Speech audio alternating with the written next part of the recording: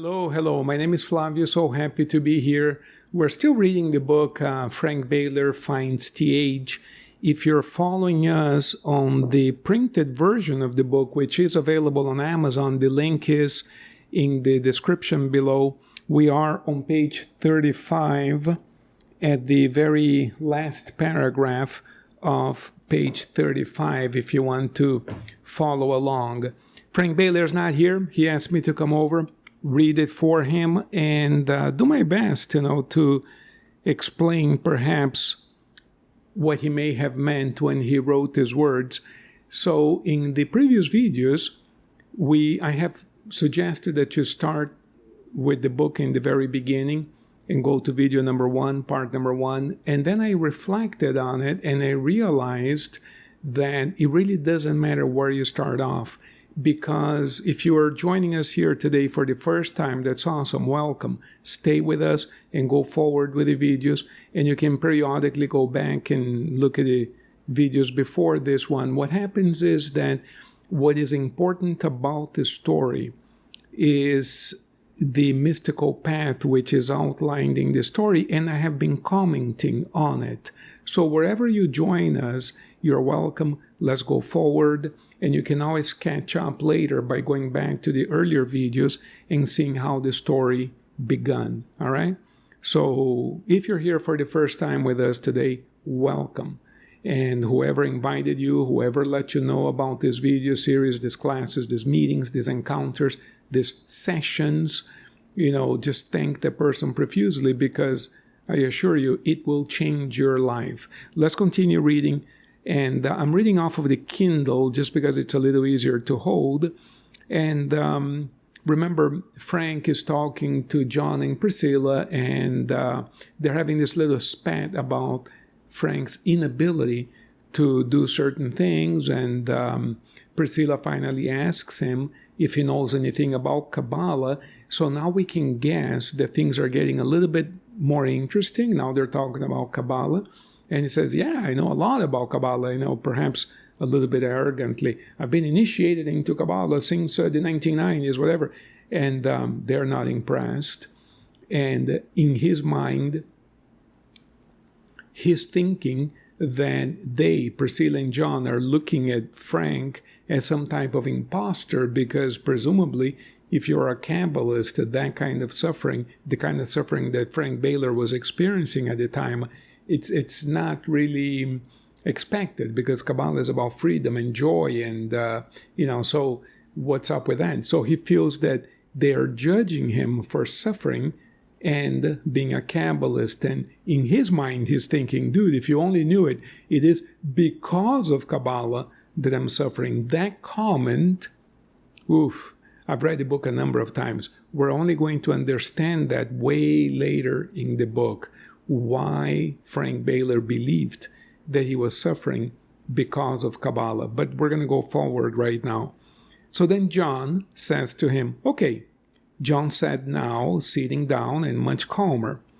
So you know that the desire to receive cannot be eliminated, only converted from the desire to receive for the self alone to the desire to receive to share. We all want to receive and have everything we like. That cannot be changed. Changing that which cannot be changed cannot be our goal. John paused, then continued. The goal, John said slowly, is to learn to share, to receive what you want, not only to have it, but to share it with others as well. Yes, sir, I said, while nodding my head, but a little dizzy, having no idea where this talk would take, or having no idea how this talk would take my pain away.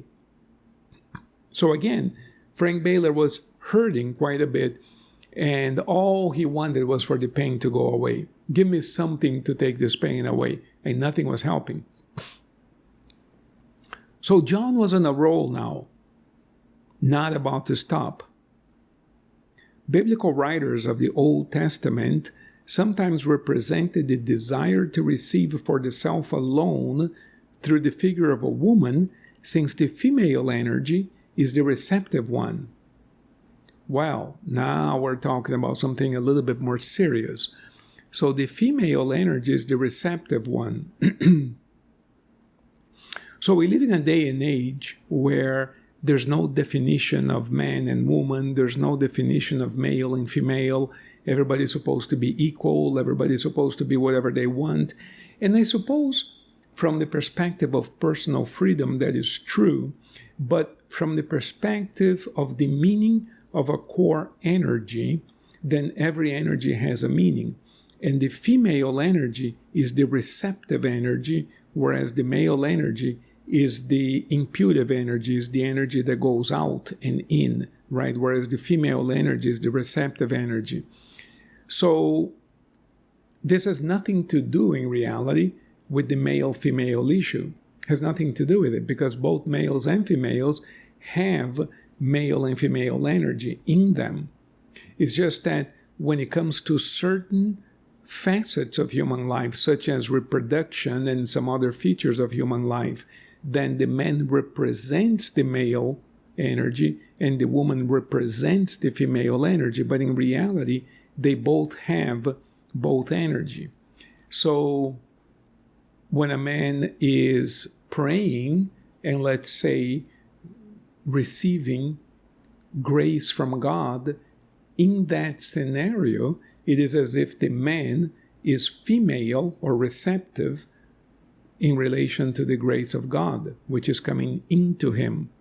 So this idea of male and female in this mystical context is absolutely crucial and critical to understand all of mysticism and even religion. What is male, what is female?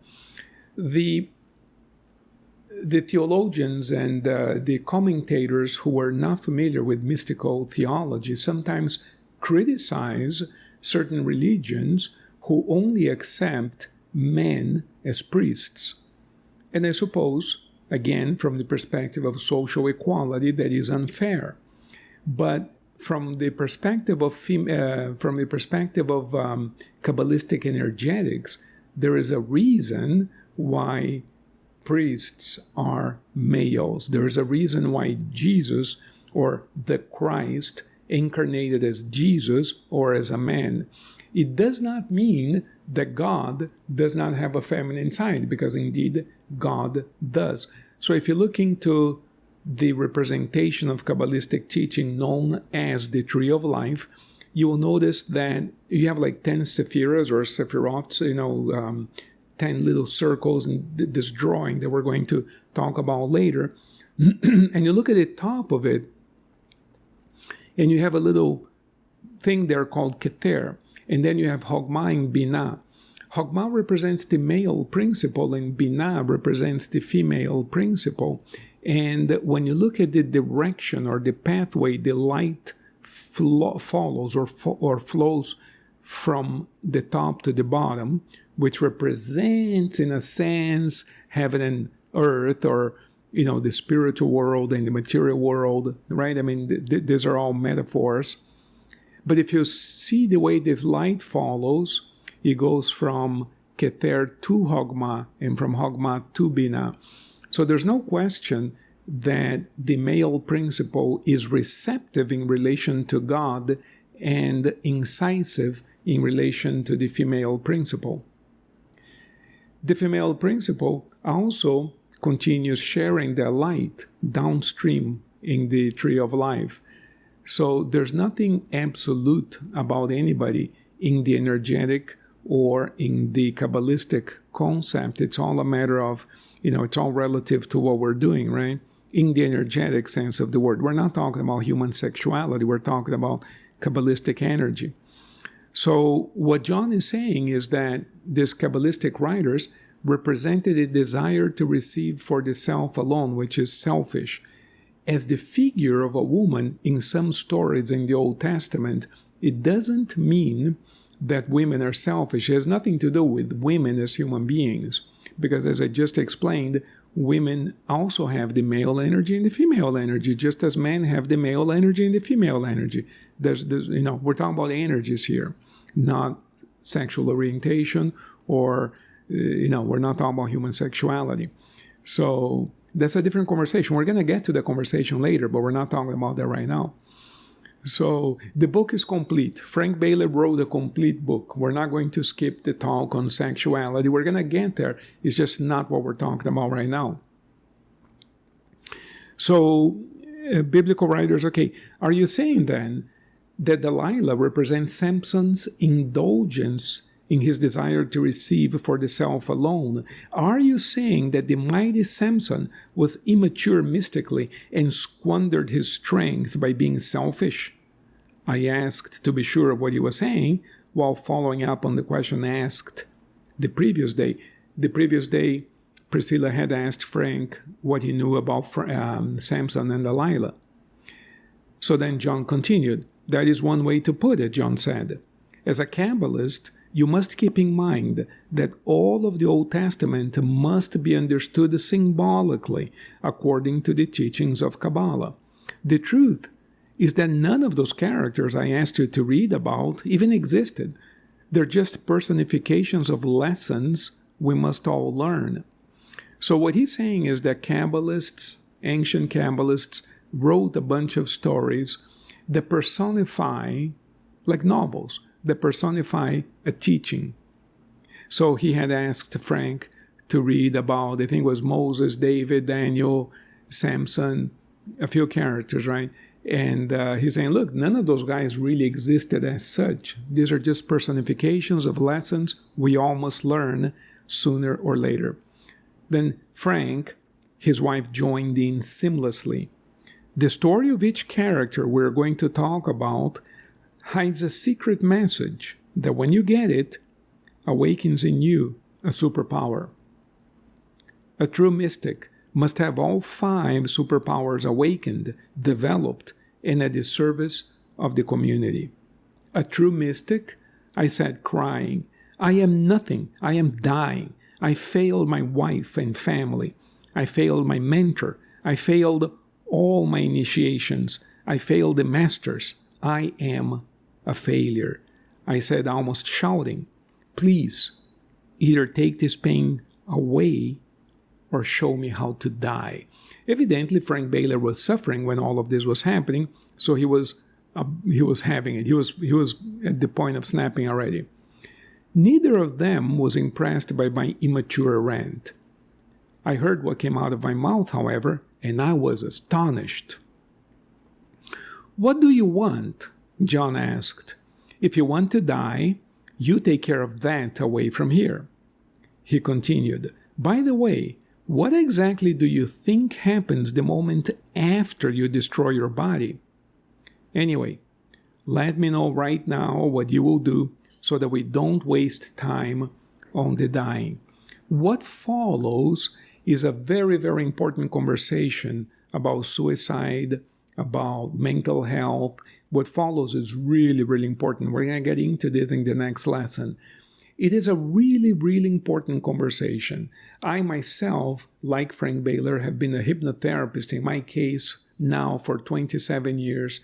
And you wouldn't believe how many people I have worked with who either attempted suicide or who have been around family members who committed suicide. And suicide is a huge issue, and it's one that nobody really talks about much. I'm also a pastor, and I have done funerals for people who have committed suicide. For the grace of God, by the grace of God, as a hypnotherapist, and none of my clients during the time we were working together, and none to my knowledge, ever committed suicide. And I think a lot of that has to do with the way we work and the way we approach the issue. And we're going to discuss that here because it's very similar to the way Frank Baler talks about this. So this is a very, very important discussion because it might be the knowledge that you need to heal part of your pain, if not all of your pain. So if the concept of suicide in any way, shape, or form touches you, tune in to the next lesson because we're going to get into it. I'm so happy that you're here, and I'm looking forward to seeing you in the next lesson. Thank you and blessings.